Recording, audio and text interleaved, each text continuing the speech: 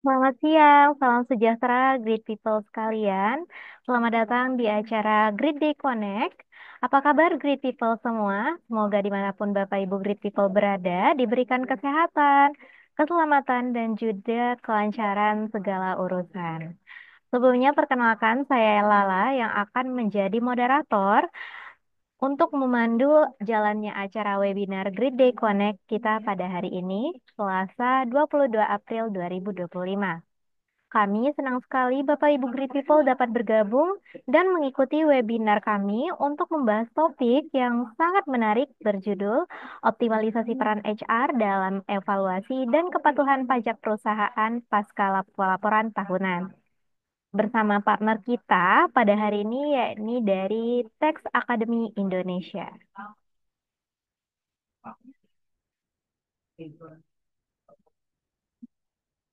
Sebelum memulai, saya akan membacakan rangkaian acara hari ini terlebih dahulu, yang mana bisa Bapak Ibu Great People lihat di layar. Pada eh, webinar kali ini, sama dengan webinar-webinar sebelumnya, akan ada introduction about Great Day HR, dan juga presentasi materi oleh speaker kita dari Tax Academy Indonesia. Lalu ada sesi Q&A, dan pastinya juga ada sesi khusus untuk Tax Academy yang mana nanti Tax Academy Indonesia akan memperkenalkan nih apa itu Tax Academy Indonesia ataupun menyampaikan company profile mereka. Lalu di akhir akan ada closing. Nah, pada sesi tanya jawab nanti, Great People diperkenankan untuk bertanya melalui kolom Q&A dengan format username, lalu dilanjutkan dengan pertanyaan. Nantinya pertanyaan seputar materi akan dijawab langsung oleh narasumber kita. Jadi pastikan jika ada Bapak Ibu Grateful yang ingin bertanya, bisa langsung cantumkan pertanyaannya di kolom Q&A, baik selama materi berlangsung ataupun nanti setelah materi selesai. Setelah mengikuti webinar ini, Great People yang hadir juga berkesempatan mendapatkan e-sertifikat yang akan dikirimkan melalui email terdaftar dalam beberapa hari kerja. Jadi pastikan Bapak Ibu Great People yang mengikuti webinar ini standby sampai akhir karena pada akhir acara saya akan mencantumkan form survei yang Bapak Ibu bisa isi untuk mendapatkan e-sertifikat. Selain itu, Bapak Ibu juga bisa melakukan cara-cara berikut dengan share webinar ini di sosial media Instagram dan jangan lupa tag sosial media Grid HR dan juga sosial media Tax Academy.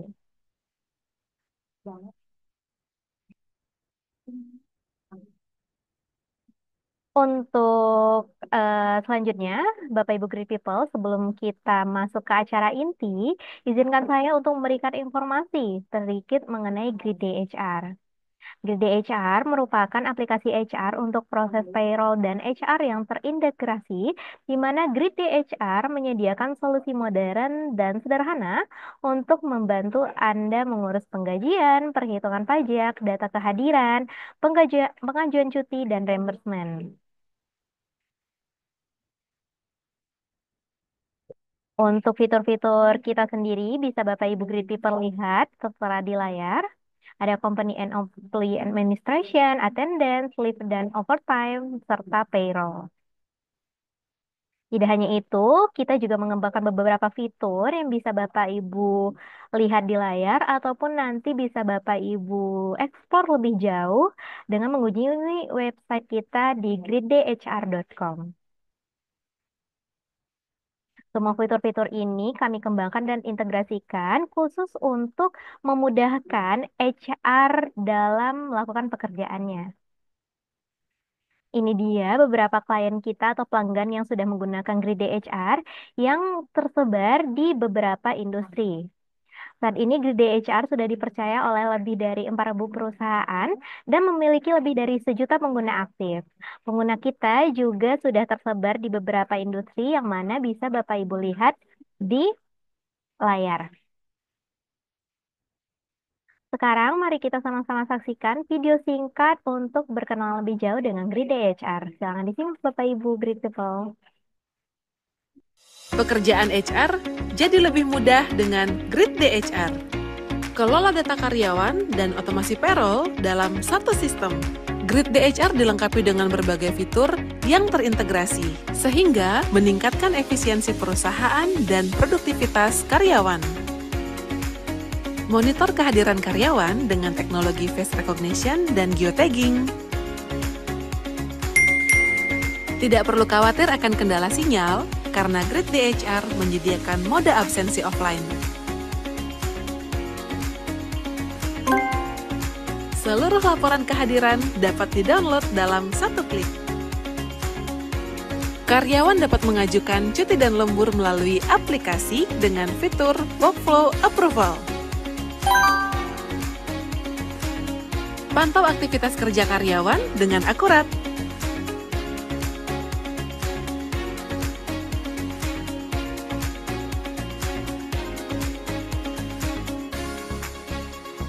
Atur jadwal shift karyawan secara fleksibel. Ucapkan selamat tinggal pada penggajian manual. Dengan fitur payroll yang terintegrasi, seluruh gaji, pajak, tunjangan, dan komponen lain dapat dihitung secara otomatis. Tersedia juga e-payslip yang mudah diakses. Ukur kinerja karyawan dengan fitur performance. Proses rekrutmen lebih efisien dan anti-human error. Bantu karyawan penuhi kebutuhan darurat dengan akses tarik gaji prorata sebelum tanggal penggajian. Rasakan pengalaman HRIS yang lebih baik. Bergabung bersama lebih dari 3.000 perusahaan di seluruh Asia. Grid DHR, do something great every day.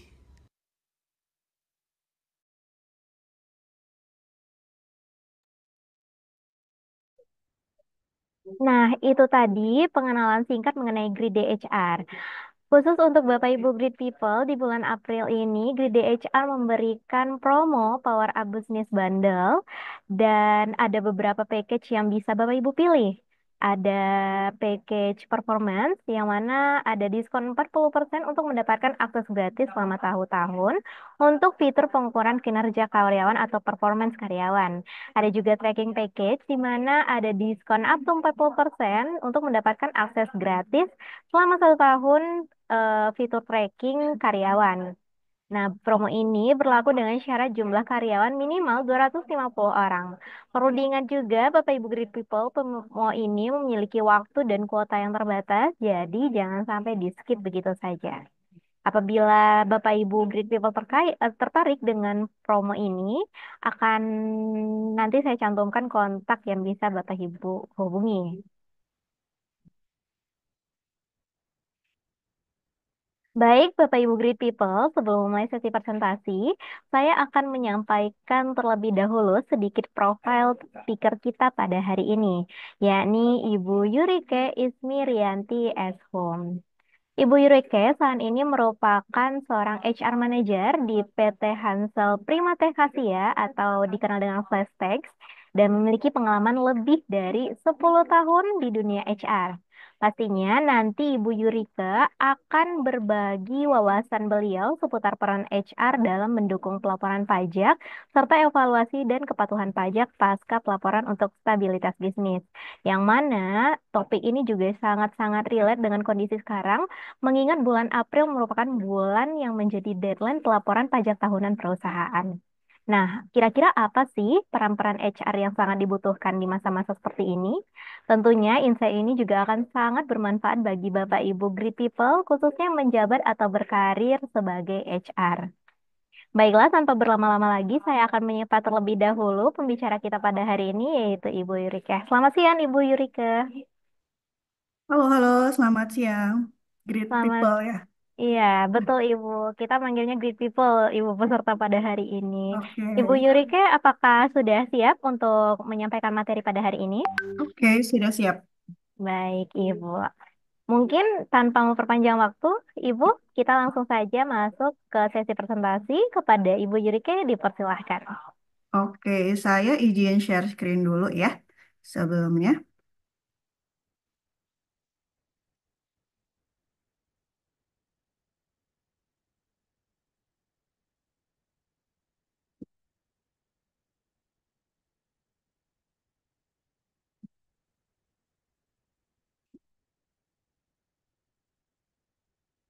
Apakah sudah terlihat Bapak Ibu?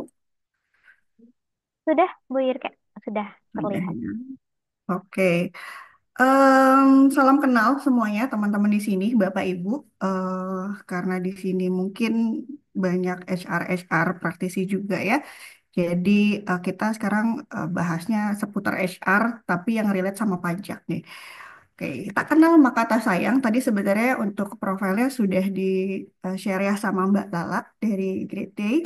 Mengulang kembali, memang saya di si dunia HR sendiri sudah kurang lebih 10 tahun ya. Main di generalis, awalnya sama general affair, supervisor, dan sekarang menjabat sebagai HR manager seperti dia di Hansel Primatek Asia, Flashtex, em, sebuah salah satu ya agensi untuk konsultan ya pajak. Tentunya kita fokus di pajak seperti itu. Oke, kita mulai saja untuk agenda kali ini. Terima kasih buat Bapak Ibu yang sudah hadir. Mungkin bisa untuk pertanyaan-pertanyaan ada sesinya sendiri ya. Di sini saya mungkin akan penjabaran dulu apa yang akan kita bahas seperti itu. Nah, tujuan SR Talk kali ini, pagi ini, jadi kita ingin membekali HR praktisi, bisa pemula atau yang non-pemula, dengan pemahaman praktis tentang peran dalam siklus pelaporan pajak dan menjaga kepatuhan pajak. Seperti itu ya. Kenapa sih HR itu peduli dengan pajak, harus peduli sama pajak gitu ya? Kenapa coba Bapak Ibu? Karena memang dalam lingkup apapun kita itu nggak bisa menghindari pajak ya. Katanya yang nggak bisa dihindari, satu adalah kematian, kedua adalah pajak. Nah, pajak ini selaku kita sebagai HR adalah tanggung jawab bersama antar perusahaan dan karyawan. Nah, kita kan sebagai jembatan nih, HR ini penghubung antara karyawan dan manajemen ya. Jadi ada perbedaan paradigma HR sendiri. Mungkin yang dulunya itu HR tuh cuma sebagai pelaksana.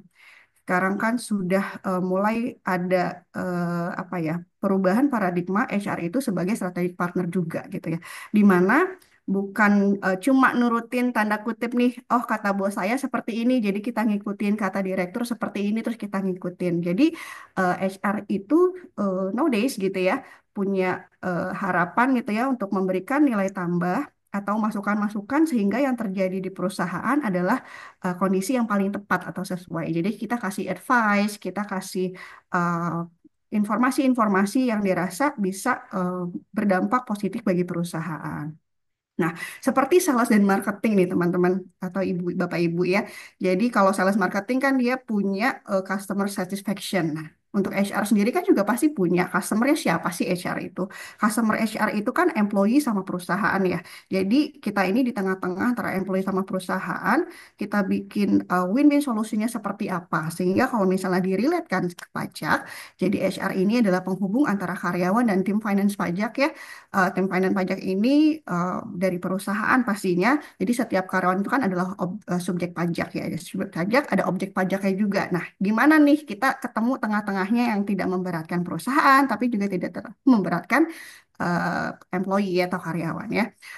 Kenapa sih praktiknya itu kita harus tahu tentang pajak gitu ya? Karena ketidaktahuan HR itu bisa menyebabkan kesalahan pada pelaporan. Kalau kesalahan pada pelaporan nanti imbasnya kemana-mana. Bisa di employee-nya, bisa di perusahaannya juga. Seperti itu. Oke. Next, kita perlu mengenali pajak-pajak terkait HR nih, Bapak Ibu. Yang sering ditemui memang PPh 21, PPh 26, terus ada juga yang relate sama HR sendiri adalah pajak atau tunjangan atau fasilitas yang berlaku nih di sini. Kita juga perlu tahu non karyawan. Jadi jenisnya karyawan tuh apa sih? Kalau misalnya di HR sendiri kan kita tahu ya ada karyawan tetap sama tidak tetap. Tapi istilah tetap sama tidak tetap atau non karyawan itu ada lagi nih kalau misalnya di pajak sendiri kita namakan non karyawan itu ada bisa tenaga tenaga kerja lepas atau freelance itu ada perhitungannya yang berbeda gitu ya. Ada lagi tenaga ahli atau profesional independen atau konsultan. Bahkan mungkin kalau teman-teman mungkin ada acara di company-nya bawa MC gitu ya, MC kondang. Nah, itu ada perhitungannya juga tuh beda gitu ya, karena bukan karyawan kan, tapi tetap diberikan pajak seperti itu. Nah, di sini banyak pertanyaan nih. HR itu tidak menghitung pajak, tapi menyediakan data aja gitu kan. Pada setuju apa enggak? Nanti mungkin kita akan bahas pertanyaan ini di akhir ya. Oke. Nah, ini kurang lebih penjelasan ya pemaparan tentang pajak tadi. Ada pajak PPh 21, 26, tunjangan, tunjangan, fasilitas yang berlaku, sama untuk penjelasan non karyawan. Detailnya sih untuk perhitungan saya nggak mau bahas di sini secara detail dan apa namanya apa ya akan jadi runyam ya kalau misalnya kita ngomongin angka mungkin ada di sesi berikutnya gitu. Tapi gambaran secara garis besarnya aja PPh satu pajak penghasilan atas gaji, cara menghitungnya bagaimana atau apa aja sih yang harus kita tentukan gitu ya dalam dalam menghitung PPh satu ini. Sudah pasti dong kalau misalnya kita bisa menentukan penghasilan bruto bulanannya tuh apa gitu ya. Terus pengurangannya apa aja, apakah ada iuran pensiun atau ada tunjangan jabatan gitu ya. Terus kita juga bisa hitung penghasilan neto bulanan, tahunan, kurangi dengan PTKP-nya berapa. Nah, memang setiap tahun mungkin aja ada perubahan-perubahan. Nah, itu adalah seninya nih. Seninya kita harus update. Begitu juga koordinasi langsung juga sama tim finance, accounting, and tax ya kalau misalnya di perusahaan teman-teman sudah ada nih idealnya kan sudah ada HR, bagian finance accounting and tax juga ada gitu ya. Cuma kalau misalnya untuk perusahaan yang mungkin lini bisnisnya masih kecil gitu ya, biasanya sih palu gada nih HR tuh perlu tahu gitu ya. Kalaupun ternyata sudah ada bagian-bagian pajaknya sendiri juga perlu tahu gitu. Kenapa? Karena nanti in the end of the mungkin tiap bulan atau ada secara periodik harus ada semacam perhitungan ulang gitu ya. Kita bikin match gitu, rekonsiliasi yang kayak gitu-gitu harus kita lakukan seperti itu. PPh 26 juga untuk karyawan asing apabila misalnya teman-teman di sini atau Bapak Ibu eh, ada expat gitu ya di dalam perusahaannya. Jadi treatmentnya pasti beda juga sama PPh 21. Kita identifikasi status subjek pajaknya apa gitu ya. Penghasilannya kita konversi ke rupiah gitu ya. Terus dasar pengenaan pajaknya apa, terus tarif umum, terus kita juga baru hitung PPh 26-nya. Sedangkan untuk tunjangan atau fasilitas ini biasanya eh, bisa identifikasi fasilitas-fasilitas yang dikecualikan dari objek PPh 21. Jadi nggak semua tunjangan itu dibebankan PPh 21, ada juga yang nggak loh gitu kan. Contohnya ada makanan, ada minuman di tempat kerja. Jadi makan bareng, makan sama-sama, apakah itu berupa fasilitas uang gitu ya, atau makan bersama yang bareng-bareng disediakan makannya gitu.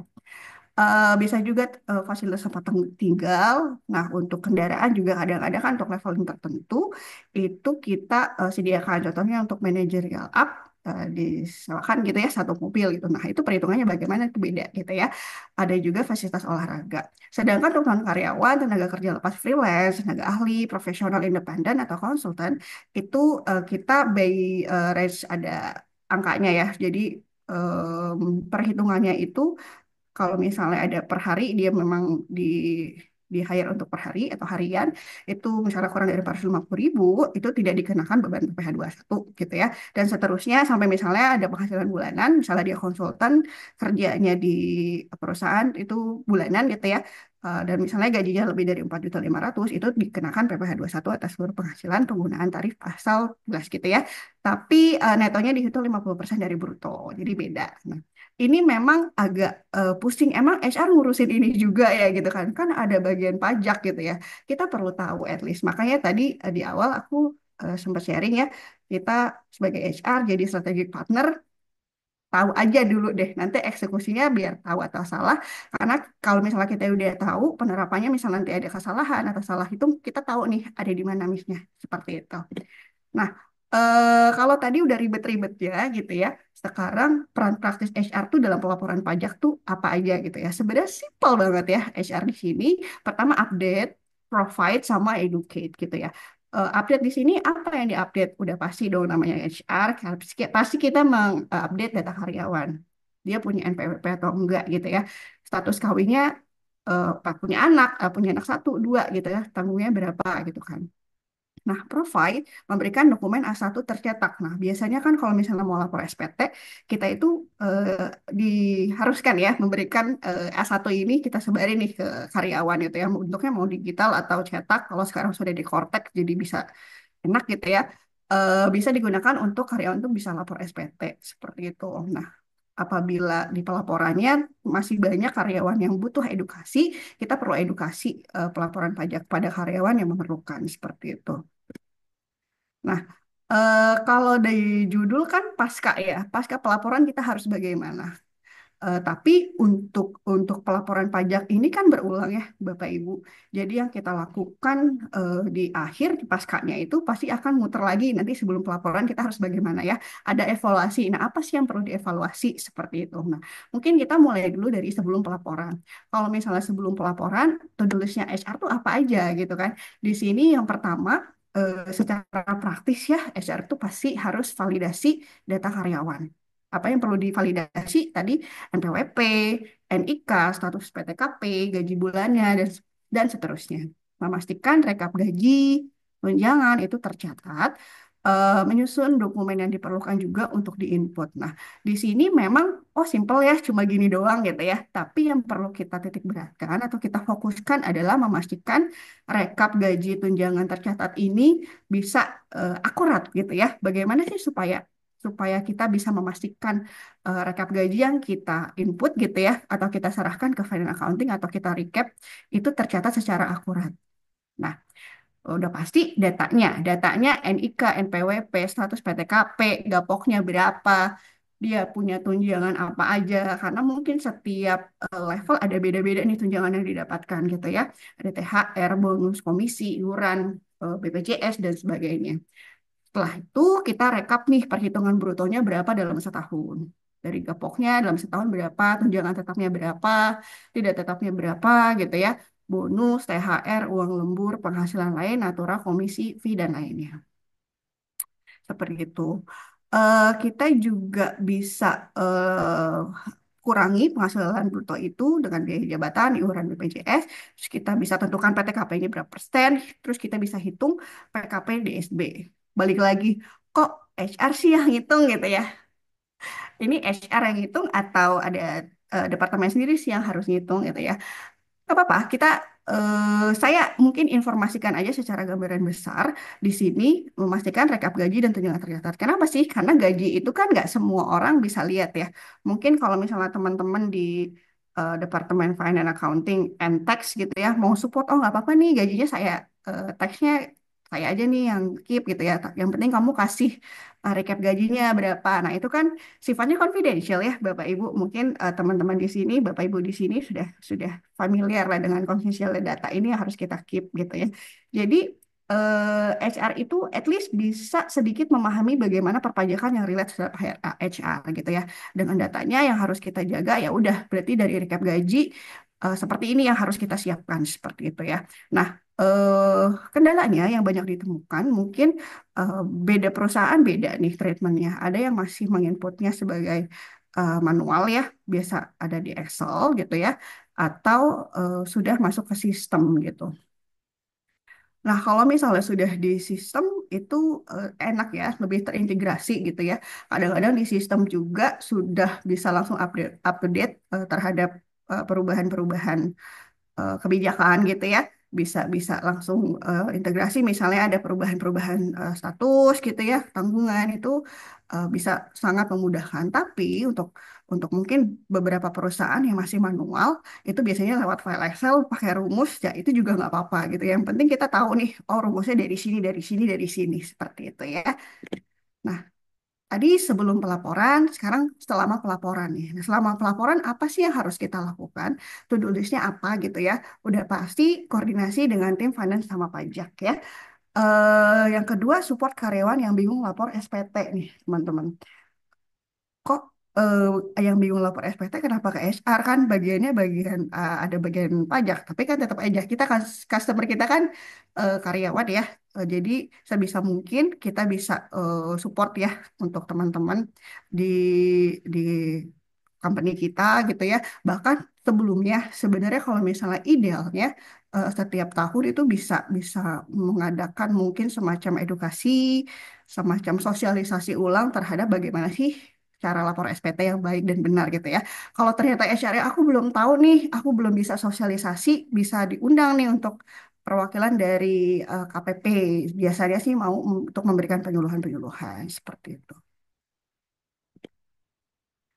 Nah, pasca pelaporan, ini masa setelah SPT tahunan dilaporkan, to-do list-nya HR apa gitu kan. Udah pasti ada evaluasi. Evaluasi pelaporan ini bisa juga dibuat sebagai audit internal ya. Terus pengarsipan A1 juga harus kita kita apa namanya jadwalkan seperti itu ya. Jangan sampai nanti tidak ada recap di kita kalau kita udah ngasih si karyawan ini atau belum ya gitu. Jadi memang harus diarsipkan dengan baik. Nah, evaluasi tersebut bisa bisa berbentuk pertanyaan nih kayak apakah semua A1 itu udah dikirim tepat waktu gitu ya? Apakah semua data status tanggungan udah benar gitu ya? Data kita input gitu kan? Apakah karyawan itu melaporkan SPT juga tepat waktu? Jadi memang tanggung jawabnya itu dari awal ya, dari awal kita sudah memberikan A1, apakah A1 itu dipergunakan oleh karyawan sampai dia melaporkan SPT-nya tepat waktu? Nah, tantangan umum dalam pelaporan eh, pajak itu biasanya nih paling sering adalah perubahan kebijakan atau perhitungan PPh satu bisa juga ada status PTKP, sama tarif pajak gitu kan. Makanya sering-sering kita koordinasi sama bagian pajak nih gitu ya. Karena kan informasinya dari mereka biasanya. Kita juga kadang-kadang kalau misalnya masih ada kontak-kontakan nih sama orang KPP, biasanya kan bisa bisa saling share informasi gitu ya. Kedua, ada kesalahan perhitungan pajak, misalnya data tidak akurat. Nah, data tidak akurat ini bisa jadi sengaja atau tidak sengaja ya, Bapak Ibu. Kadang-kadang kenapa sih perhitungan pajak itu ya berdasarkan tadi data yang kita masukin ya, kita serahkan gitu. Misalnya dia tadinya didaftarkannya masih ini belum nikah gitu ya, ternyata di tahun yang sama dia menikah gitu ya. Terus kan itu ada beda nih tanggungannya. Keterbatasan teknologi juga, karena yang tadi saya bahas ada manual sama sistem.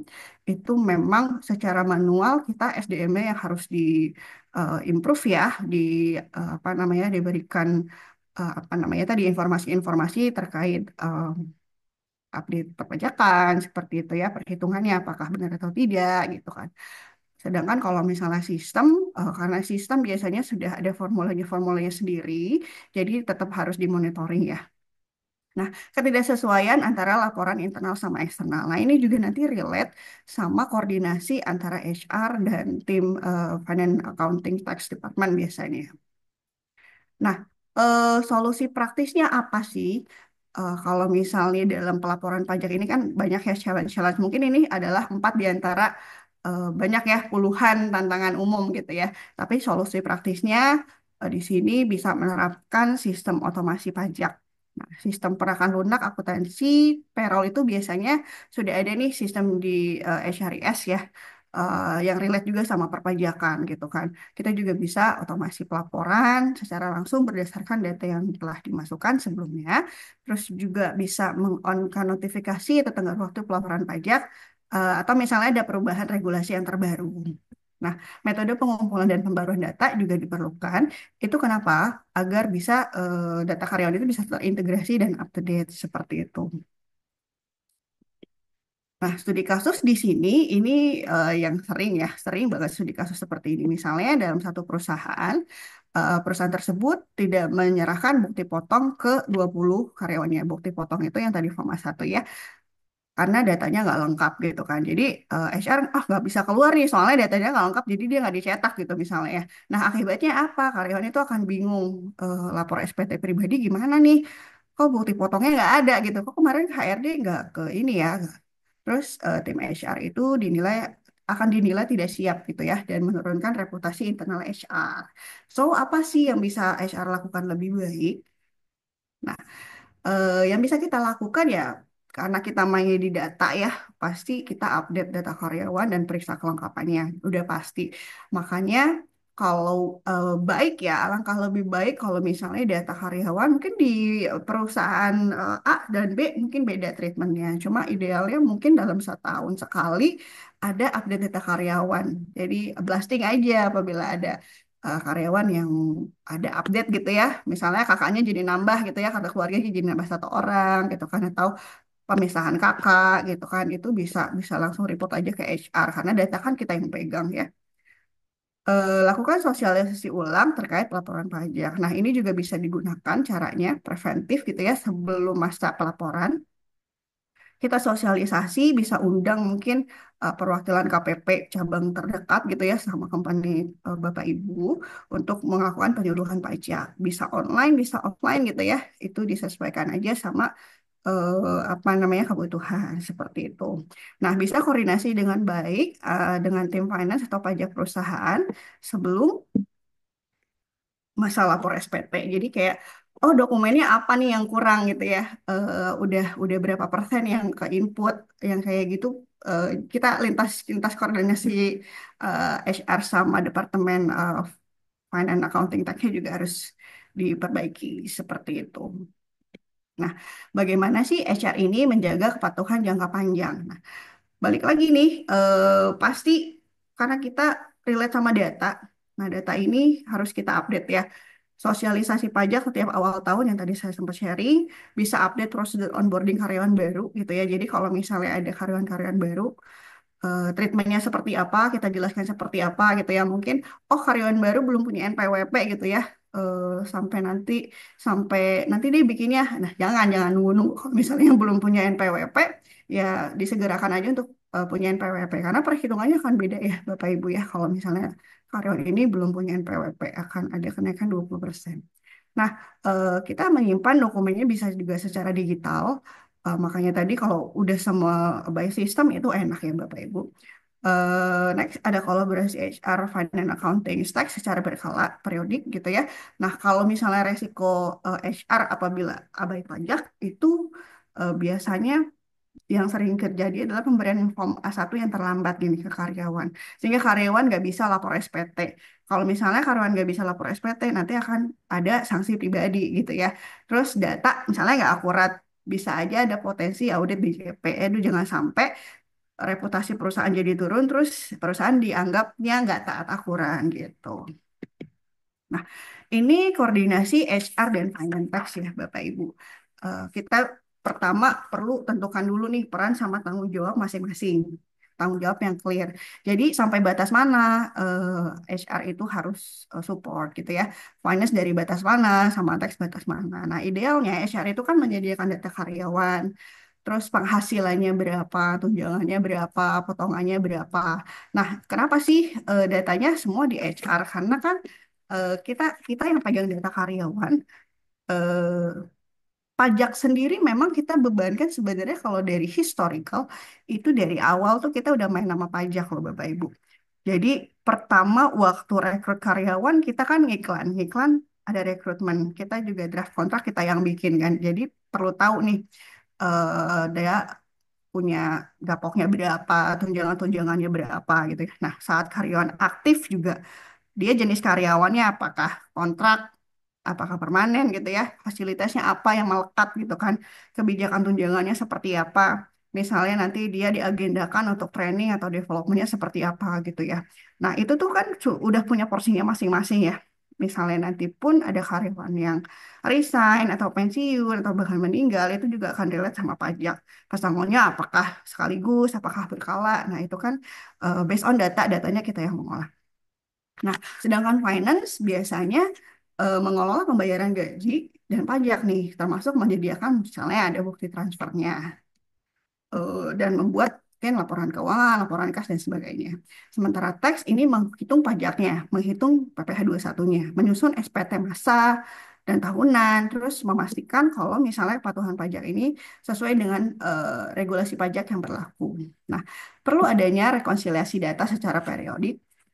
Kenapa gitu kan ya, sangat perlu ya rekonsiliasi, ekualisasi PP21.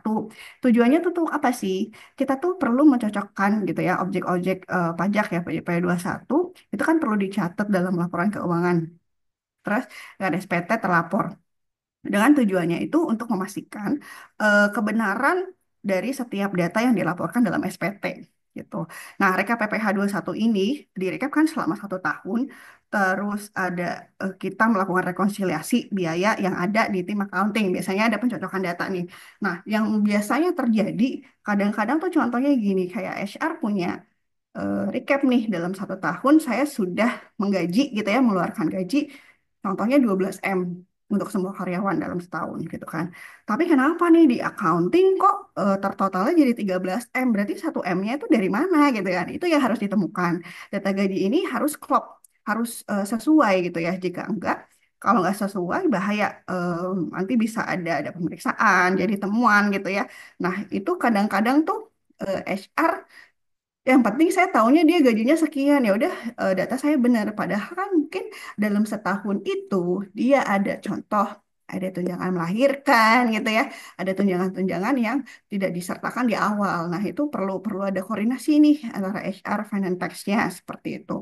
Nah semua tim ini mengecek akuratan data bruto, potongan itu yang menjadi dasar perhitungan pajak seperti itu, Bapak Ibu.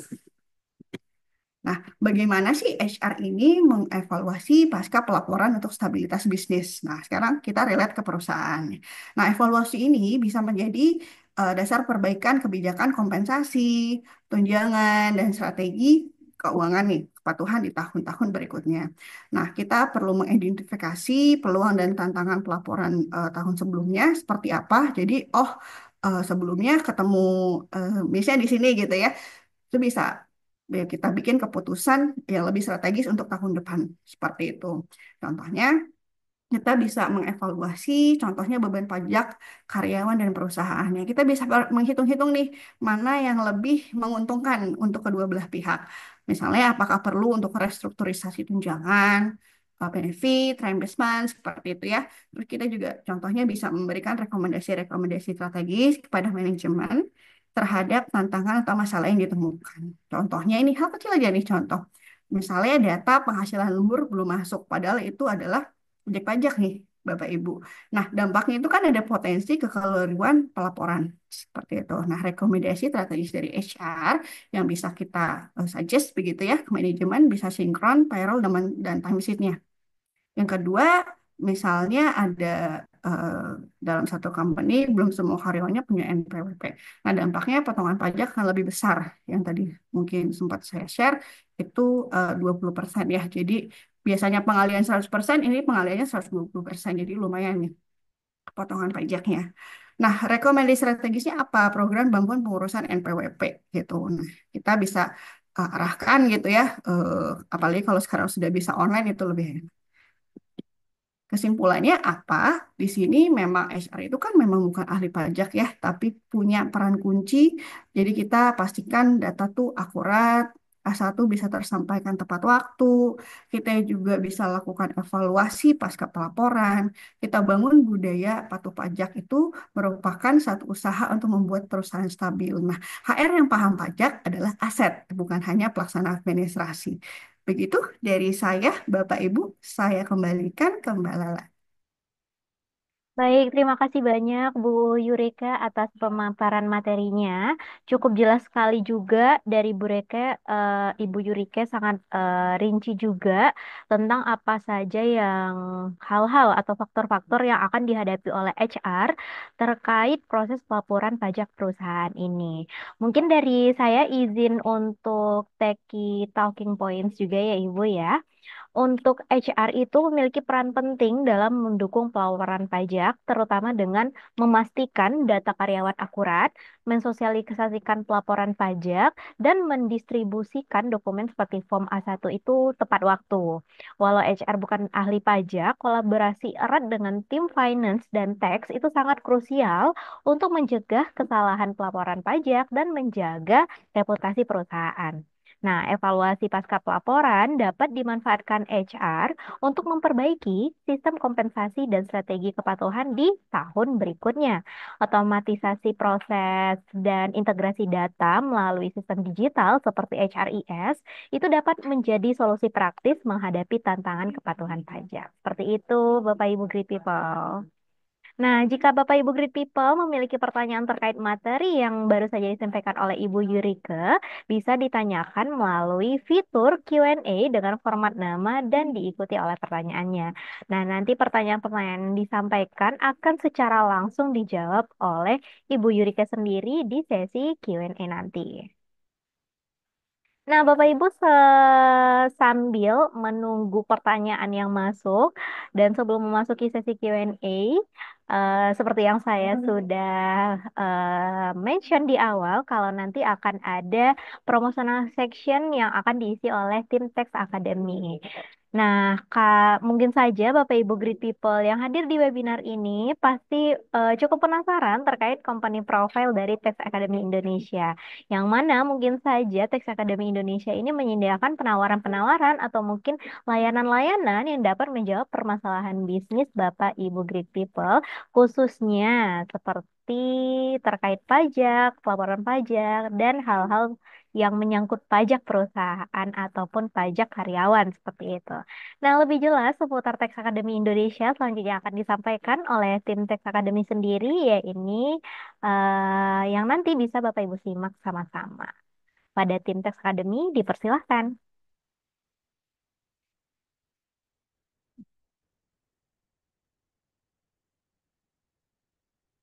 Kalau tim Tax Academy, apakah udah siap untuk mengisi promotional section?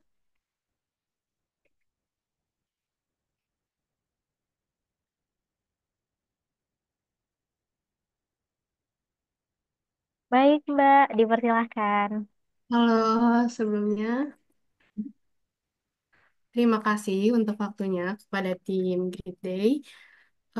Mungkin sebelumnya terima kasih kepada Bapak Ibu Great People yang sudah hadir pada webinar siang hari ini. Perkenalkan, saya Alma Lita, salah satu perwakilan dari Tax Academy Indonesia. Mungkin di sini saya izin menyampaikan sedikit informasi mengenai Tax Academy Indonesia.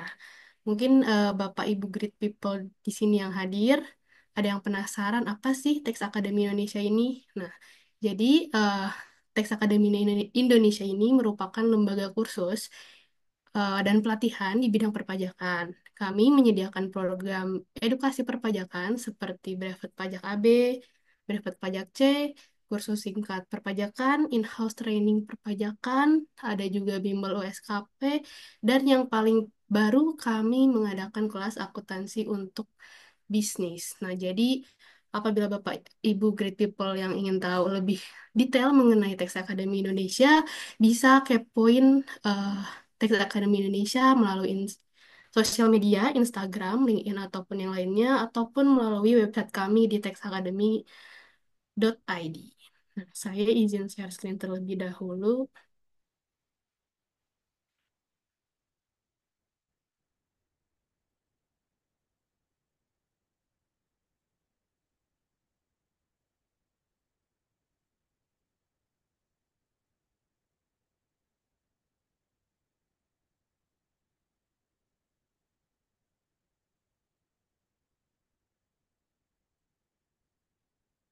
Apakah layar saya sudah terlihat? Sudah, Mbak, sudah terlihat aman. Oke. Jadi, seperti yang sudah saya sampaikan sebelumnya, bahwa Tax Academy Indonesia ini mengadakan atau menyelenggarakan berbagai program edukasi, yaitu brevet pajak A, B, C, dan program yang lainnya. Nah, untuk kelas yang sedang kami buka saat ini, yaitu brevet pajak AB online. Nah, untuk brevet pajak AB online ini kami adakan setiap hari Selasa, Kamis, Sabtu pada jam malam di jam 19 sampai dengan jam 21 waktu Indonesia Barat dan untuk hari Sabtunya ada di jam 8 sampai dengan jam 12 siang. Nah, untuk harganya ini dari harga normal sebesar 3.200.000 dan saat ini sedang ada promo yang menarik tentunya menjadi 2.900.000. Nah, bagi Bapak Ibu yang mungkin nanti tertarik untuk ikut bisa langsung scan barcode di bawah ini untuk menanyakan lebih lanjut. Dan untuk program brevet pajak AB online ini bisa dilakukan atau pembayarannya bisa dicicil. Dan untuk bunga tidak ada bunga, cicilan 0%.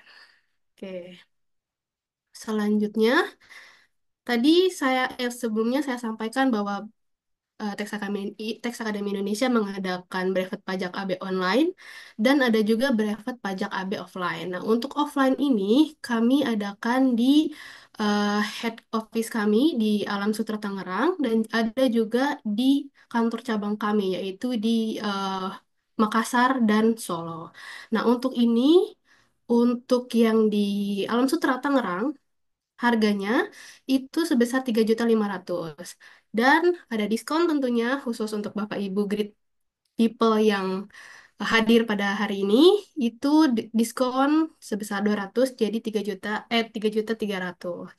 Nah, untuk kelasnya itu setiap hari Sabtu di jam 8 pagi sampai jam 3 sore.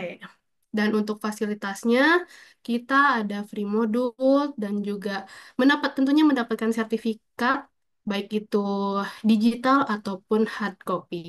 Dan untuk Bapak Ibu yang tertarik bisa langsung scan barcode di bawah ini untuk informasi lebih lanjut. Nah, selanjutnya, seperti yang sebelumnya saya sampaikan juga bahwa kami memiliki kantor di Solo. Nah, kami juga saat ini sedang mengadakan atau membuka kelas di eh, cabang Solo, yaitu tepatnya di Solo Baru, Jawa Tengah. Untuk di Solo ini, brevet pajaknya khusus program akselerasi. Jadi, pertemuannya lebih singkat dibandingkan brevet pajak yang sebelumnya. Untuk jadwalnya itu setiap hari Kamis di jam 4 sore sampai dengan jam 6 sore. Dan untuk harganya, lagi-lagi ada diskon dari 1.299.000 menjadi 999.000 aja. Dan untuk program akselerasi ini terbatas kuotanya, jadi saat ini sisanya ada untuk 9 orang lagi. Ya, barangkali di sini ada Bapak Ibu yang domisilinya di Solo, boleh banget untuk tanya-tanya ke kami. Dan untuk benefitnya, ini kita mendapatkan sertifikat digital dan print, ada juga pembahasan soal, pengajarnya juga dari profesional, dan juga pada saat kelas mendapatkan snack. Apabila ada yang ingin tanya-tanya, boleh scan barcode di bawah ini, atau bisa screenshot terlebih dahulu. Oke, selanjutnya, selain di Solo, ada juga di Makassar. Nah, barangkali di sini ada Bapak Ibu yang berasal dari Makassar, tepatnya di Panakukang. Jadi kami membuka kelas di sana. Untuk kelasnya itu setiap Senin, Rabu, dan Jumat di jam 18.30 sampai dengan jam setengah 9 waktu Indonesia bagian Makassar. Dan juga untuk harganya itu di harga 3.500.000 dan ada promo menjadi 3.300.000. Untuk benefitnya sama dengan sebelumnya, mendapatkan sertifikat digital dan print, free modul, pengajar profesional, dan juga career coaching. Dan apabila Bapak Ibu ada yang tertarik, bisa langsung scan barcode di bawah ini. Nah, selanjutnya, apabila Bapak Ibu di sini yang sebelumnya sudah mengikuti brevet pajak AB dan ingin meningkatkan karir perpajakannya, bisa ikutan brevet pajak C. Nah, untuk brevet pajak C ini dibimbing oleh tax expert sama seperti sebelumnya mendapatkan sertifikat digital dan print. Untuk modul juga dapat dan modulnya itu up to date. Terus ada juga career coaching dan juga grup diskusi. Untuk brevet pajak C dan AB juga ada bonus Cortex-nya. Jadi kalau Bapak Ibu yang mau ikut brevet pajak C ini bisa DP terlebih dahulu. Itu sebesar 300.000. Dan apabila ada yang nanti ikut, bisa juga dicicil dengan cicilan 0%. Nah, selanjutnya, apabila Bapak Ibu Great People di sini ada yang hadir dari perusahaan, terus ingin mengadakan brevet ataupun pelatihan perpajakan di kantornya, itu bisa. Ini kami mengadakan program namanya in-house training. Jadi, training pajak di kantor atau semaunya. Nah, melalui in-house training ini, nanti dari tim Tax Academy akan membantu menyusun sesuai apa yang dibutuhkan oleh perusahaan. Nah, untuk materi itu bisa di-adjust, terus jadwalnya pun bisa fleksibel menyesuaikan dengan jadwal perusahaan. Untuk pengajarnya juga dari kami, tentunya profesional, dan lokasinya pun bisa by request, bisa online ataupun offline di kantor Bapak Ibu Great People yang hadir pada saat ini. Nah, untuk biayanya tentu juga adjustable. Jadi kalau mau tertarik ingin ikut atau mengadakan in-house training perpajakan, bisa langsung scan barcode di bawah ini untuk informasi lebih lanjut. Nah, selanjutnya untuk kelas baru nih di kami membuka kelas akuntansi untuk bisnis. Jadi supaya bisnisnya semakin lancar nih, bisa ikut kelas akuntansi murah, DP-nya cuma 300.000 dan cicilannya pun kalau misalnya ada yang mau cicil, cicilan 0%. Nah, selanjutnya, di Tax Academy juga ada yang namanya Affiliates Program. Jadi kalau misalnya Bapak Ibu Great Day People yang hadir pada hari ini mengajak teman ataupun kerabat ataupun saudara untuk ikut brevet pajak di Tax Academy, nah nanti Bapak Ibu Great Day People akan mendapatkan keuntungan sebesar 225.000 per transaksi. Jadi kalau benefitnya diskon untuk orang yang daftar dan juga diskon untuk orang yang ngajaknya gitu. Jadi nanti untuk seperti konten-konten yang dibutuhkan seperti kode affiliate-nya nanti kami yang sediakan. Apabila ada yang tertarik, boleh nih daftar langsung di bit.ly/afiliasi TA. Nah, selanjutnya semua kelas ataupun program di Tax Academy itu bisa dicicil dengan menggunakan kartu kredit sebanyak 12 kali. Nah, untuk kartu kreditnya khususnya yang berlogo Visa, Mastercard, dan JCB. Oke, jadi nggak perlu khawatir kalau misalnya ada yang mau pakai CC, itu bisa banget di Tax Academy. Oke, mungkin sekian yang informasi yang dapat saya sampaikan. Apabila dari Bapak Ibu Great Day People ada yang tertarik nih mau ikut brevet A, B, C atau kelas-kelas yang lainnya, boleh banget langsung hubungi Tax Academy untuk informasi lebih lanjut. Mungkin sekian informasi yang dapat saya sampaikan. Saya kembalikan kepada tim Great Day HR. Baik, terima kasih Mbak. Terima kasih atas penjelasannya juga dari tim Tax Academy. Benar sekali, Bapak Ibu Great People, cukup jelas juga tadi informasi yang kita dapatkan kalau tim Tax Academy sendiri ini menyediakan beberapa kelas-kelas dan layanan-layanan yang bisa Bapak Ibu Great People ikuti, khususnya bagi Bapak Ibu Great People yang profesi sebagai HR nih di sebuah perusahaan ataupun mungkin sebagai finance juga atau mungkin sebagai teksnya juga. Nah, di kelas-kelas yang tadi tim akademi sampaikan juga banyak sekali promo-promo menarik yang bisa Bapak Ibu dapatkan. Dan jika misalnya Bapak Ibu Great People ingin tahu lebih lanjut atau setelah ini ingin explore lebih jauh, Bapak Ibu Great People bisa explore di sosial media tim Tax Academy. Atau mungkin dari tim Tax Academy bisa cantumkan narah hubung juga nanti bisa di kolom chat terkait jika aja ada dari Bapak Ibu Great People yang hadir di webinar ini ingin tahu lebih lanjut terkait fitur-fitur atau layanan-layanan ataupun kelas-kelas dari Tax Academy Indonesia seperti itu. Baik, untuk membahas lebih dalam materi kita pada webinar kali ini, kita back to topic lagi ya Bapak Ibu Great People. Saya sudah melihat beberapa pertanyaan juga yang diajukan di kolom chat atau beberapa pertanyaan yang nampaknya Ibu ada satu orang yang bertanya cukup banyak juga.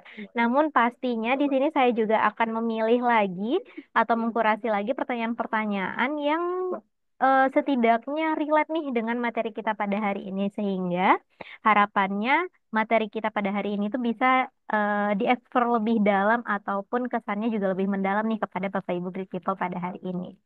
Baik Ibu, untuk pertanyaan pertama seputar HR. Jadi materi kita pada hari ini kan emang bertujuan untuk mengembangkan skill HR itu sendiri atau mengoptimalisasikan peran HR itu sendiri terutama terkait dengan pelaporan pajak atau perbajakan perusahaan. Nah, salah satu pertanyaan yang menurut saya menarik, Ibu, dari Ageng Bapak Bapak Ageng Pratama. Bagaimana peran strategis HR dapat dioptimalkan untuk memastikan bahwa kepatuhan pajak perusahaan tidak hanya menjadi tanggung jawab divisi keuangan, tapi juga menjadi bagian dari budaya organisasi secara menyeluruh? Mungkin lebih ke kayak bagaimana membangun kolaborasi dengan tax dan finance seperti itu ya, Ibu ya. Boleh dicicil terlebih dahulu jawabannya Ibu Yurika.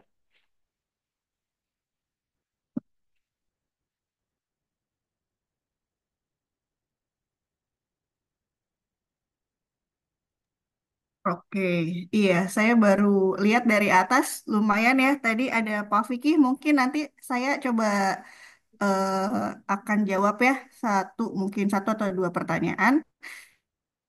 Tapi tadi yang memang menarik dari Pak Ageng atau Bu Ageng ini, sorry kalau sapaannya salah ya. Tadi kan pertanyaannya bagaimana peran strategis HR dapat dioptimalkan untuk memastikan bahwa kepatuhan pajak perusahaan tidak hanya menjadi tanggung jawab divisi keuangan. Berarti kayaknya orang keuangan nih yang nanya ya, Pak Ageng ya. Tapi juga menjadi bagian budaya organisasi secara menyeluruh. Nah, kalau ngomongin culture itu pasti nggak bisa cuma dari sisi departemen keuangan aja, departemen HR aja. Kalau culture itu kayak me against the world ya. Jadi kita nggak bisa sendiri, harus sama-sama. Gimana sih kita bisa kolaborasi sama-sama menciptakan budaya organisasi gitu ya? Kalau misalnya budaya bukan soal pajak aja, Pak. Kalau misalnya karyawan pun atau orang lain ya di luar karyawan Bapak di perusahaan itu juga ada aja yang nggak tertarik pajak, Pak. Jadi pasti ada budaya-budaya yang ngapain lapor pajak gitu ya, ngapain gitu ya. Nah, itu dari sisi karyawan. Itu perlu juga kita edukasi, Pak, kita sosialisasi. Dampaknya apa kalau kita nggak lapor? Makanya tadi kalau di presentasi saya sempat sharing, kalau bisa ada kan tuh sosialisasi etis setahun sekali lah biar kita tahu, oh concernnya mereka apa ya dalam pelaporan pajak. Mereka dengarkan, mereka ingin didengarkan, kita juga bisa dapat temuan nih. Oh, kita bisa action apa ya sebagai HR gitu ya. Bisa support apa ya, misalnya yang biasanya tanda kutip ada masalah karena digital pelaporan misalnya ya. Biasanya yang umur-umur di 40 ke atas tuh yang mungkin minim secara teknologi. Berarti kan kita harus adakan tuh ada training-training untuk mengupgrade secara teknologinya gitu loh. Itu kan jadi salah satu budaya perusahaan juga. Jadi jangan dibiarkan aja gitu ya. Karyawan, help me, sekarang jadi tugas HR ya, soalnya aku nggak ngerti. Nah, jangan putus sampai situ. Kita bisa kasih solusi apa sih gitu ya untuk core masalahnya gitu kan. Nah, kalau misalnya relate sama apa tadi budaya organisasi secara menyeluruh, tadi tanggung jawab divisi keuangan atau tanggung jawab HR. Nah, ini ke mindsetnya. Nah, biasanya kalau tim HR sendiri ya yang dia bukan fixed mindset atau grow mindset, jadi pasti pengen punya, aduh saya mau belajar apa lagi ya. Nah, kita ciptakan tuh budaya kayak eh, jangan gelas penuh aja terus yang dibawa-bawa. Ayo dong gelas kurangin dikit supaya saya bisa belajar apa. Contohnya juga di pajak. Makanya tadi di slide terakhir saya tuliskan ya HR yang tahu informasi terkait contoh tadi ada terkait pajak yaitu akan mengupgrade dirinya sendiri. Jadi mungkin dari sisi HR itu bisa bisa ditanamkan gitu ya, sedikit demi sedikit kalau nggak apa-apa kok dapat informasi atau dapat ilmu baru adalah hal yang positif gitu loh. Bukan hal yang membebankan. Wah, kalau saya tahu, saya berarti dikasih tugas dong. Ya nggak apa-apa juga gitu ya. Kita buat organisasi tergantung nih sama kita gitu kan. Oh, nggak apa-apa nih kalau misalnya HR juga ngitung pajak itu sementara sebenarnya ada orang pajak di situ ya di Departemen Keuangan. Akan kalau lebih bagus bukannya kalau misalnya kita ada dua layer ya untuk monitoring dari HR yang monitoring dari sisi keuangan juga monitoring. Jadi eh, tanamkan mindset kita kerja di sini sama-sama bisa membantu perusahaan lebih baik. Mungkin yang biasanya dikerjain sama tim finance accounting tax itu dalam sebulan ke belakang gitu ya. Tapi kan kita bisa runut dari awal. Oh, batasan saya HR itu datanya harus tepat nih. Yang penting core core kita punya peran itu terselesaikan. Kalau misalnya nanti ada plan positifnya lagi atau tambahan kerjaan lagi ya nggak apa-apa. Mindsetnya jangan bawa gelas penuh kemana-mana sih. Jadi kayak kita terus belajar gitu ya. Nah, langkah konkretnya apa yang dapat diambil oleh anak muda yang ingin berkarir atau berkontribusi dalam bidang perpajakan dan HR, terutama dalam konteks peningkatan kepatuhan pajak di era digital. Nah, ini ada kata penting, era digital. Nah, era digital berarti kan harus sistem dong ya, mau nggak mau. Tapi balik lagi ke situasi kondisi perusahaan seperti apa. Kalau misalnya memang perusahaan masih manual ya nggak apa-apa manual. Tapi kita sebagai HR nih, mungkin saya di sini mindsetnya karena teman-teman di sini mungkin banyak HR, saya juga HR, jadi saya pakai HR point of view gitu ya. Jadi peran kita ya kita cuma bisa informasi, contoh ke manajemen. Pak, kita pakai manual terus nih 5 tahun ke belakang. Jadi kalau misalnya kita pakai sistem gimana gitu. Bagusnya kalau kita pakai sistem begini loh Pak gitu, bisa sangat membantu. Misalnya contoh di satu perusahaan karena kita ngurusin pajaknya segitu banyak 5 orang misalnya ya HR-nya juga 5 orang dengan pakai sistem mungkin dari 5 orang itu bisa di apa sih fokusin cuma 3 orang aja 2 orang bisa kita mutasi kemana gitu ke bagian mana dia bisa belajar yang mana yang lain misalnya seperti itu kan bisa mengurangi cost juga gitu kan ujung-ujungnya ke perusahaan kok Pak atau kita mungkin aduh belum ada nih Yuri duitnya gitu ya manajemen berapa ya nggak apa-apa kita sampaikan aja kita salah kalau misalnya kita nggak ngikutin perkembangan zaman ya. Jangan sampai nanti eh biasa ngobrol sama owner atau direktur ya. Itu perusahaan teman saya gitu ya. Dia kok HR-nya ini banget, digital banget, tech savvy banget gitu ya. Kok kamu enggak? Nah, jangan sampai ada yang kayak gitu. At least kita bisa bisa tadi memberikan informasi, masukan. Entah nanti keputusan manajemen seperti apa, ya nggak apa-apa gitu. Yang penting kita sudah dengan porsinya kita seperti itu. Nah, kalau tadi ngomongin, eh, karena menarik ya tadi, langkah konkretnya apa sih? Nah, kita ya manfaatkan teknologi digital pasti ya kita sampaikan gitu ya, Pak ada ini ada itu gitu ya. Kalau misalnya secara personalnya, mungkin kalau dari HR atau teman-teman HR yang mau fokus juga ke pajak bisa ambil brevet. Kalau mau ambil brevet bisa lewat Tax Academy nih sekalian jualan ya. Kalau misalnya mau sistem bisa pakai Grid Day gitu ya. Jadi sekalian ya saya jualan. Terus kita juga bisa ikut partisipasi atau apa ya, gabung ke komunitas profesional gitu ya. Biasanya kalau di LinkedIn atau banyak nih webinar-webinar kayak gini yang bisa nambahin skill kita gitu ya. Terus eh, terakhir mungkin ya etika profesional dan kesadaran aja gitu. Kalau misalnya kita mau bertumbuh ya ada sesuatu yang harus kita masukin lagi gitu ya ke ke brain kita gitu ke diri kita gitu. Itu ya, Mbak Ageng atau Pak Ageng. Terima kasih. Betul sekali Ibu. Apalagi ternyata sebenarnya untuk peran strategis ataupun langkah konkret ini juga berangkat dari kesadaran ya Ibu ya. Apalagi misalnya mengingat kerjasama dengan eh, antar divisi ya, ibarat kata finance dan tax itu juga pastinya perlu adanya kesadaran kalau kerjasama dan kolaborasi ini sangat penting untuk mewujudkan goals yang sama seperti itu Ibu dan juga untuk anak muda yang ingin berkarir dan berkontribusi dalam bidang perpajakan dan HR, apakah ini ada posisi yang sama, menghandle perpajakan juga, menghandle HR juga, atau mayoritas itu mereka berbeda posisi, Ibu? Perpajakan-perpajakan aja, HR-HR aja, seperti itu. Sebenarnya tergantung perusahaannya. Mungkin Mm-mm. kalau perusahaan besar kan sudah eh, udah terbagi-bagi ya HR gitu. HR sendiri mungkin ada yang langsung compensation and benefit gitu ya. Ada Betul. yang palu gak ada HR semua dikerjainnya dari rekrutmen, dari payroll gitu kan. Ada aja. Jadi itu relate ke kondisi perusahaan masing-masing gitu ya. Cuma kalau misalnya memang fokus mau pajak, paling masuknya ke tadi ada compensation and benefit gitu ya. Misalnya di perusahaan besar dia fokus ke situ doang gitu ya ada gitu ya karena mungkin karyawannya lebih dari 1.000 gitu ya jadi yang handle harus satu orang nggak bisa satu HR atau dua HR untuk nge-handle 10 apa banyak kepala gitu ya. Jadi fokusnya sudah terbagi-bagi seperti itu. Betul sekali. Berarti penting sekali akan kesadaran atau pemikiran skill development ya, Ibu ya. Betul sekali. Yang mungkin sangat-sangat bisa juga nih disesuaikan dengan era digital sekarang seperti yang disampaikan oleh Ibu Yurika tadi. Baik, Hmm. Pak Ageng, itu tadi jawaban dari pertanyaannya dari Ibu Yurika.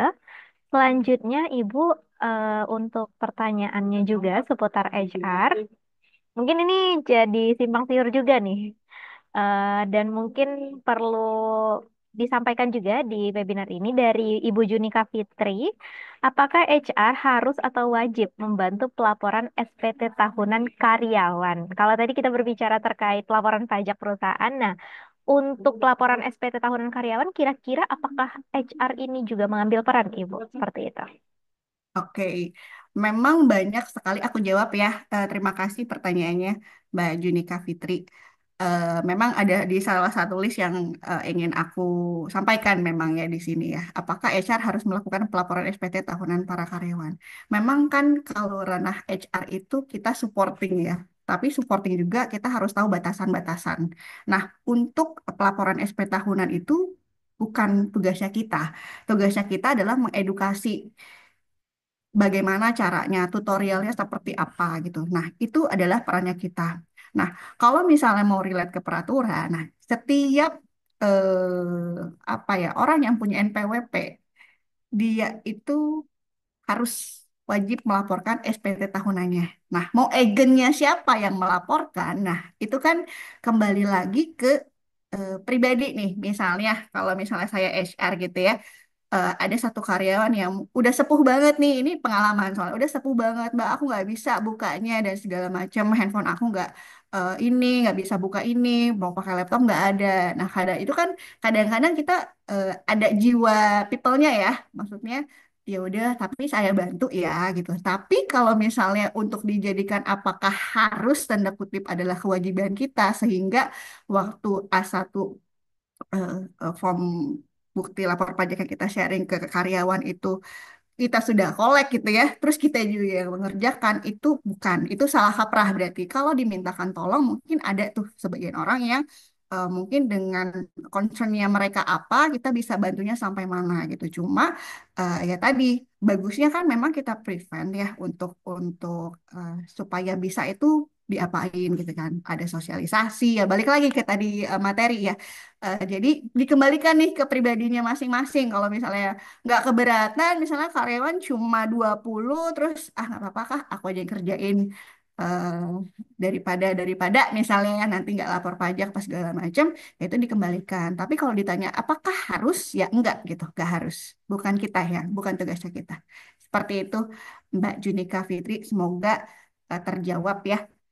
Betul sekali. Mungkin lebih ke strategi secara tidak langsungnya ya, Ibu ya. Kalau langsung berarti itu memang sudah jadi tanggung jawab karyawan masing-masing per individu, ya, Ibu, pelaporan pajak SPT seperti itu. Mungkin kalau dari saya satu pertanyaan lagi yang saya pilih, Ibu selanjutnya dua pertanyaan lagi dari Ibu Yurika sendiri yang akan memilih. Dari saya, mungkin ini terkait pengetahuan HR juga ya Ibu. Kan kemarin sempat hangat topik perubahan sistem pelaporan dari yang sebelumnya ke DJP, sekarang jadi ke Cortex seperti itu Ibu. Nah, ada pertanyaan dari Ibu Sabrina Amalia. Terkait perhitungan PPh satu, apakah di tahun 2025 ini ada perbedaan peraturan pelaporan pajak di DJP online atau masih sama dengan tahun 2024 seperti itu, Ibu?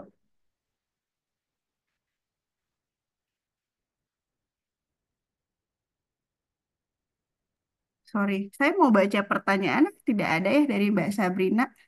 Ada, Ibu, di bawah pertanyaan Pak Ageng, Ibu. Oh sebentar. Mm-mm.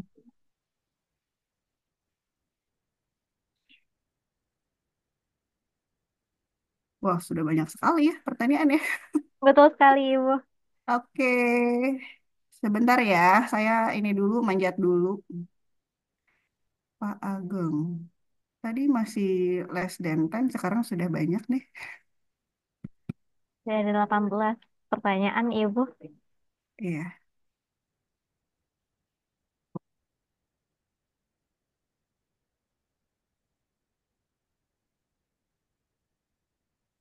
oke.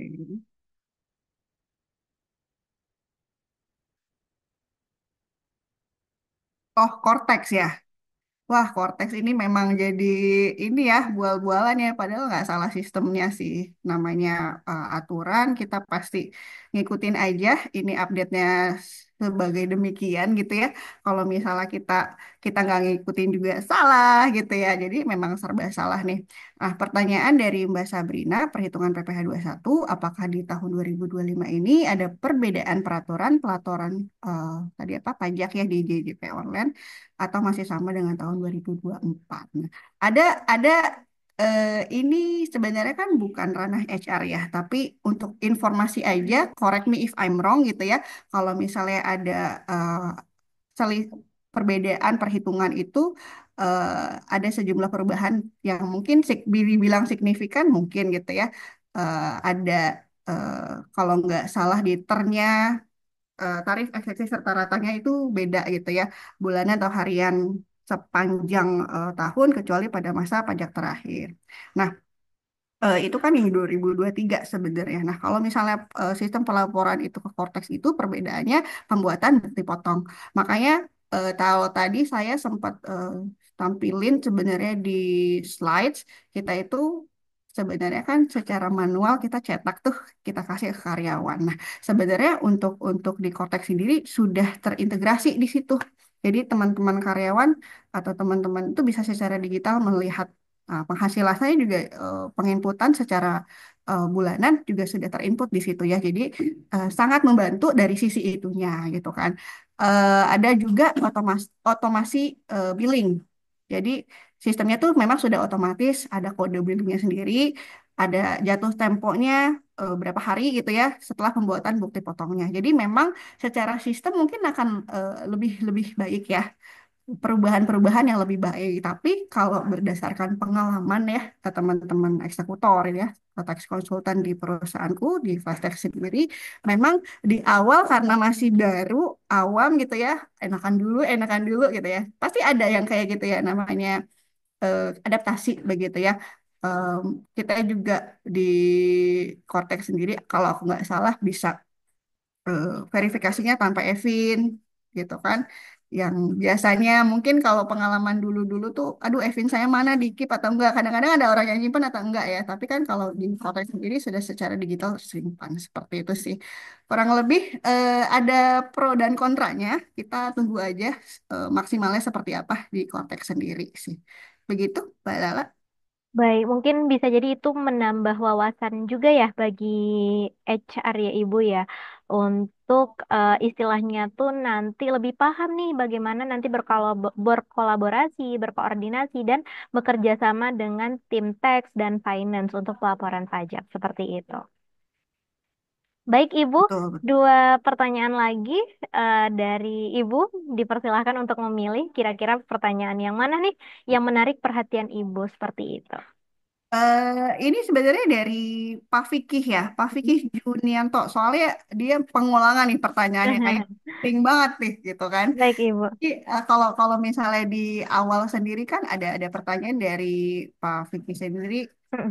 Seberapa penting sih evaluasi atau monitoring terhadap kepatuhan pajak? Nah, sesuai ini sama kita punya tema ya, pasca pelaporan tahunan, apa aja peran dan tanggung jawab dari HR sama optimalisasinya seperti apa. Itu kurang lebih sudah saya bahas sebenarnya ya di slides gitu ya. Cuma kalau ditanya kembali nih, kita sekalian evaluasi ya setelah kita tadi sudah pemaparan materi gitu kan.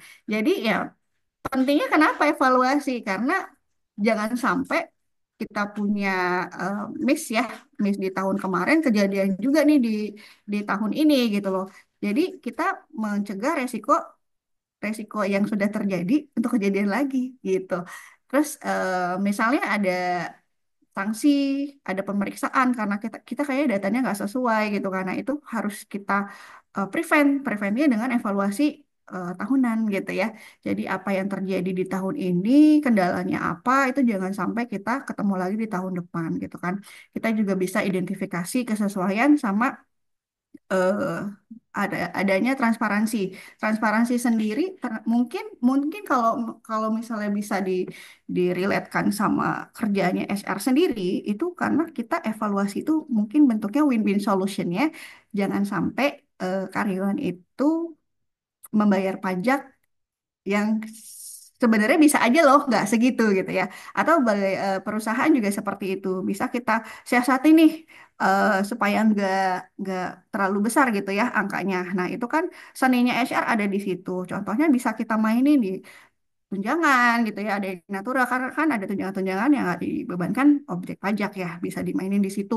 Atau yang penting itu HR harus tahu dulu. Kayak contohnya kita kecil deh, contoh kecil. Ini relate sama HR.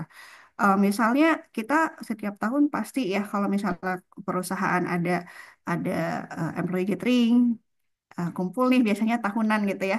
Kan ada tim development gitu ya, ada tim building biasanya.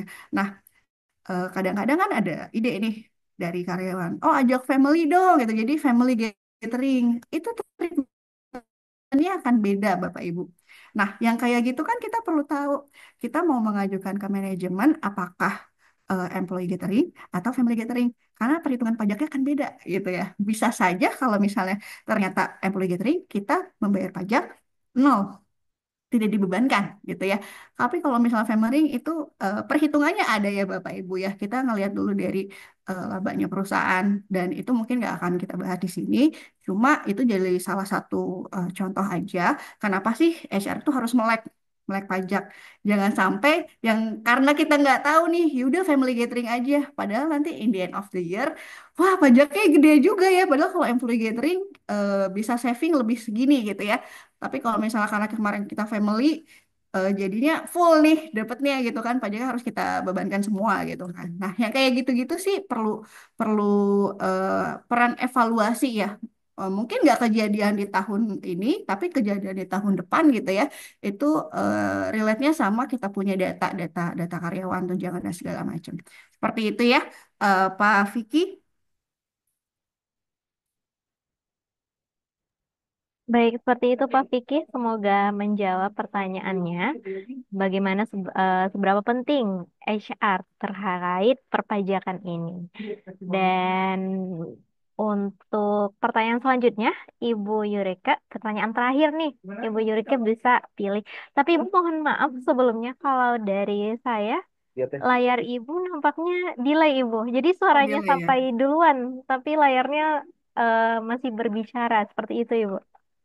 Oke, kalau gitu saya izin off cam aja ya.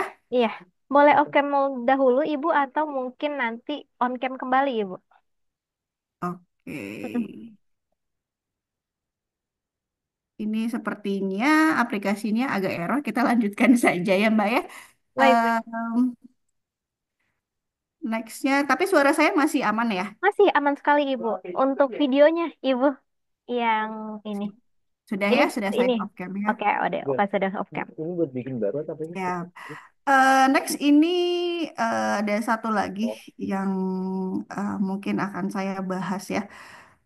Sebenarnya nggak terlalu jauh beda sama tadi yang akan disampaikan di slide sebelumnya.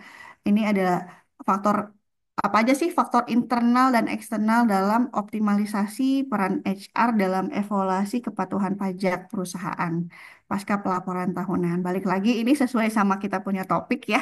Makanya saya coba bahas di sini faktor internal sama eksternal dalam optimalisasi peran HR-nya gitu ya dalam evaluasi. Berarti kan kalau evaluasi pasca nih, pasca pelaporan gitu ya. Nah, faktor internalnya yang perlu perlu apa ya kita lihat gitu, kita monitoring gitu ya. Pertama mungkin kompetensinya atau pemahaman HR terhadap perpajakan gitu ya. Kenapa sih harus tahu at least di HR itu tahu pajak gitu ya. Balik lagi ke kita punya stabilitas bisnis akan lekah lebih baik kalau layeringnya itu bisa kedua ya dari HR. Kasih data yang valid dan akurat sehingga bisa dimaksimalkan oleh tim selanjutnya gitu ya. Tim di sini mungkin kalau misalnya perusahaan yang sudah dibagi-bagi fokusnya, sudah kita kasih ke finance accounting tax gitu ya.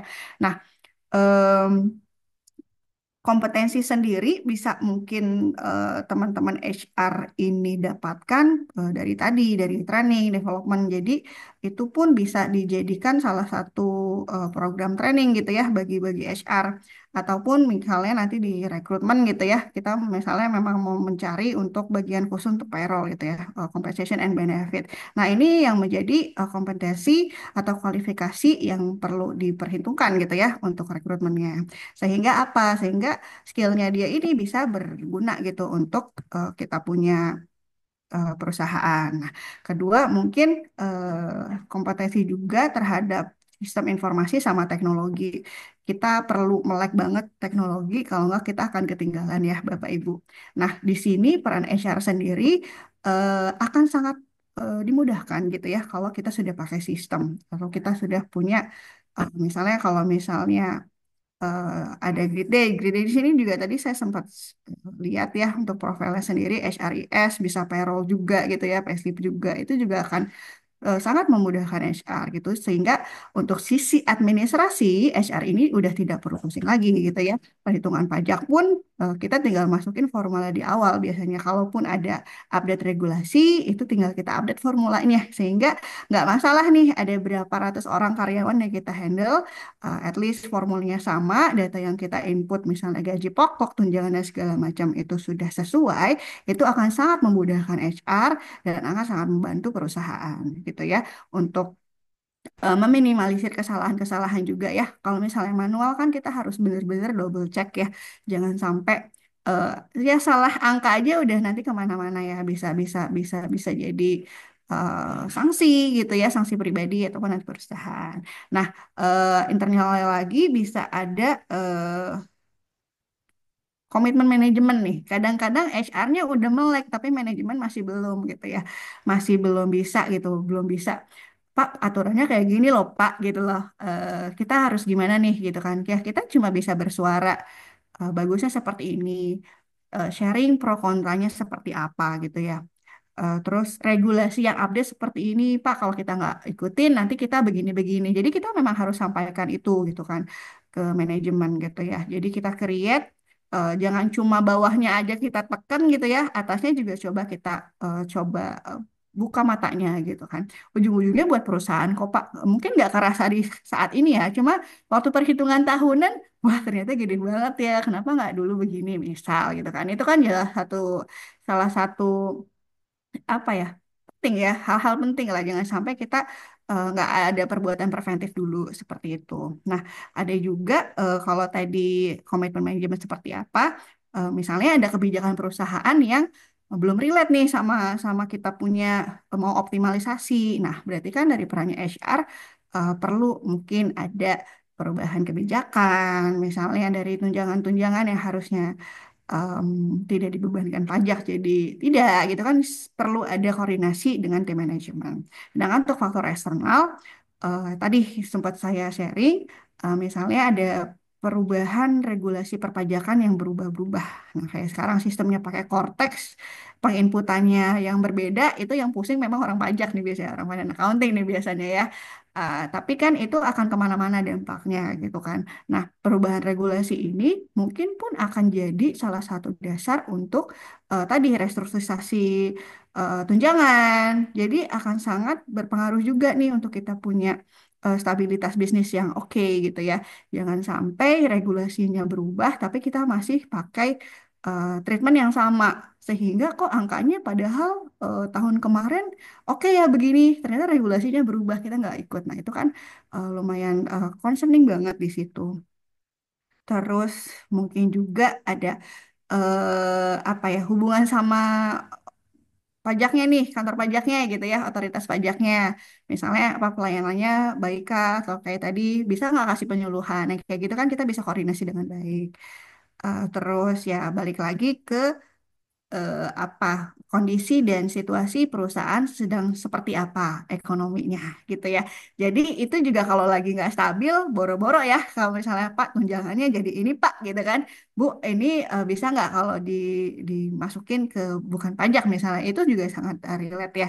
Jadi untuk faktor-faktornya banyak itu kurang lebihnya ya yang terjadi yang biasanya terjadi. Nah langkah-langkahnya apa sih HR bisa apa ya kurang lebih ya kita cuma bisa menginformasikan. Kalau tadi tentang kompetensi ya kita eh, ambil kelas gitu ya, ambil kelas untuk oke pajak deh misalnya fiskal atau apa gitu. Atau dari misalnya nggak ada budget nih perusahaan, tapi ada orang pajak, itu bisa jadi training internal gitu ya, sharing knowledge, itu kan juga bisa ya. Terus bisa juga tadi penerapan sistem eh, di HRIS yang real sama payroll. Terus bisa juga secara internal ada internal audit silang gitu ya. Misalnya dari HR mengaudit finance accounting gitu ya. Biar ketemu nih tata caranya seperti apa. Yang penting sih kolaborasi antar departemen harus aktif. Begitu Mbak Lala. Terima kasih. Baik, Ibu, berarti pada dasarnya untuk faktor eksternal dan eksternal, internal dan eksternal, faktor internal itu lebih disesuaikan dengan individu nih yang bertanggung jawab atas perpajakan ini, lalu terkait kondisi perusahaan juga, baik itu seluruh struktur organisasinya, seluruh struktur bisnis atau perusahaannya, itu ikut andil soal perpajakan ini ya, Ibu. Dan kalau untuk faktor eksternal sendiri, itu lebih ke bagaimana kita lebih melek untuk informasi yang ada, baik itu regulasi-regulasi perpajakan yang disahkan oleh pemerintah ataupun tren-tren pajak yang berlaku. Dan penting banget terkait melihat informasi-informasi ini benar-benar yang dipilih adalah informasi yang valid ya Ibu ya, yang benar-benar sudah jelas kredibilitasnya seperti itu. Semoga menjawab Bapak Vicky Junianto. Baik Ibu, mungkin karena keterbatasan waktu, Bapak Ibu Great People juga semuanya mohon maaf untuk pertanyaannya dicukupkan 5 pertanyaan aja. Mungkin jika Bapak Ibu Great People tertarik untuk bertanya lebih jauh atau mungkin ingin konsultasi terkait informasi-informasi pajak dan bahkan training-training pajak, Bapak Ibu Great People bisa langsung menghubungi Tax Academy Indonesia setelah ini, yang mana kontaknya atau narahubungnya sudah dicantumkan di kolom chat Bapak Ibu semuanya.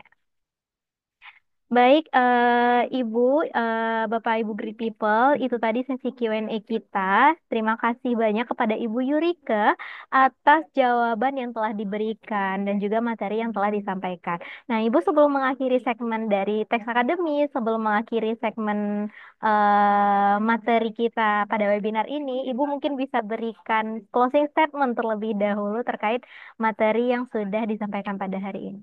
Boleh, Ibu?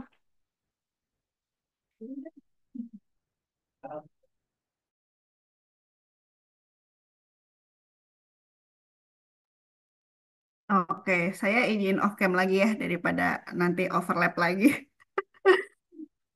Untuk closingnya sebenarnya udah saya sampaikan ya di di slide juga karena memang dari pertanyaan juga kurang lebih yang tadi terjawab adalah pertanyaan-pertanyaan yang relate sama slide gitu ya. Kesimpulannya HR itu bukan ahli pajak, tapi HR itu punya peran kunci gitu ya. Pastikan data yang sudah kita input itu akurat gitu ya. A1 tersampaikan dengan tepat waktu. Terus juga kita ada evaluasi, itu penting sekali pasca pelaporan untuk stabilitas bisnis. HR yang paham pajak itu adalah aset perusahaan, bukan hanya pelaksana administrasi. Sekian dari saya, Mbak Lala. Makasih teman-teman, Bapak Ibu. Baik, Ibu. Terima kasih, Ibu Yurika. Itu dia, Great People, pemaparan materi dan juga sesi tanya jawab dari Ibu Yurika yang pastinya dapat menambah wawasan kita bersama seputar perpajakan ataupun peran HR dalam pelaporan pajak dan evaluasi untuk perusahaan. Tentunya Bapak Ibu Great People kini lebih paham terkait peran HR dalam mendukung pelaporan pajak. Baiklah, Great People, sesi Q&A tadi menandakan berakhirnya webinar kita pada hari ini. Namun, seperti biasa, sebelum mengakhiri webinar, akan ada door prize ataupun gimmick untuk Great People yang beruntung yang hadir di webinar ini. Door prize pada hari ini berupa e-wallet sebesar 30.000 untuk 5 pertanyaan terbaik yang telah disampaikan pada sesi Q&A tadi. Nah, untuk pemenangnya yaitu akan saya cantumkan di kolom eh, komentar. Bapak Ibu.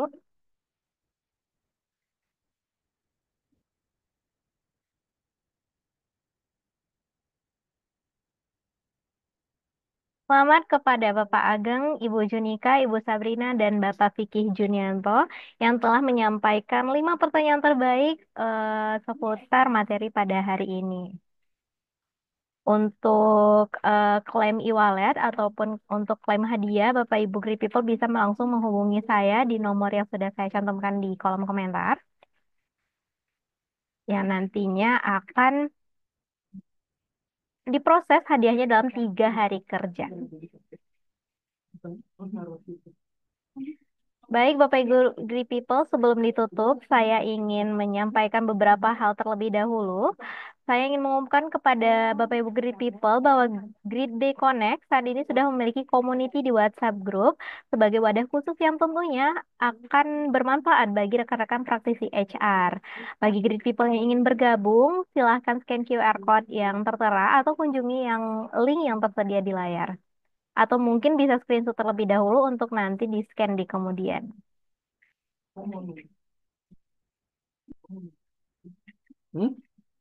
Saya juga ingin mengingatkan kembali bagi great people yang ingin mendapatkan sertifikat dari webinar ini, pastikan untuk mengisi survei melalui QR Code yang tertera di layar.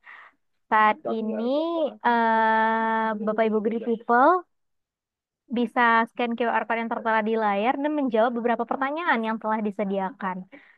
Perlu jadi catatan Bapak Ibu great people, bagi Bapak Ibu great people yang mengisi survei ini atau mengisi QR code ini yang akan dikirimkan e-sertifikat yang akan diproses maksimal dalam 3 hari kerja. Jadi mohon ditunggu, e-sertifikat akan dikirimkan melalui email Bapak Ibu masing-masing dan juga akan dikirimkan bersamaan dengan materi pada hari ini. Baik, jangan lupa juga untuk mengikuti sosial media Grade HR ataupun Instagram dan LinkedIn. Bisa juga terhubung dengan Grade HR Community di WhatsApp untuk mendapatkan insight seputar HR ataupun update mengenai event-event Grade HR selanjutnya. Bagi Grade People yang masih memiliki pertanyaan setelah event nanti, juga bisa langsung menghubungi saya di WhatsApp ke nomor 0812617999. Demikian, berakhir sudah acara webinar Grid Day Connect pada hari ini dengan tema optimalisasi peran HR dalam evaluasi dan kepatuhan pajak, perusahaan pasca pelaporan pajak. Terima kasih kepada Ibu Yurike dan tim Tax Academy Indonesia yang telah menjadi partner webinar Grid Day pada hari ini. Terima kasih Ibu Yurike atas kesediaannya untuk berbagi pengetahuan dan pengalamannya dengan kami. Terima kasih juga kepada seluruh Bapak Ibu Great People yang sudah meluangkan waktunya untuk berpartisipasi. Semoga apa yang disampaikan pada hari ini dapat berguna bagi kita semua, khususnya Bapak Ibu Great People semua. Mohon maaf apabila masih banyak kekurangan dalam webinar ini. Akhir kata, saya Lala, beserta seluruh tim yang bertugas pamit undur diri. Sampai jumpa di Great Day Connect selanjutnya. Selamat sore dan have a great day, Bapak Ibu Great People. Have a great day, Ibu Yurike dan tim Tax Academy Indonesia. Terima kasih sudah menjadi partner webinar pada hari ini ya. Terima kasih. Selamat beraktivitas, Ibu.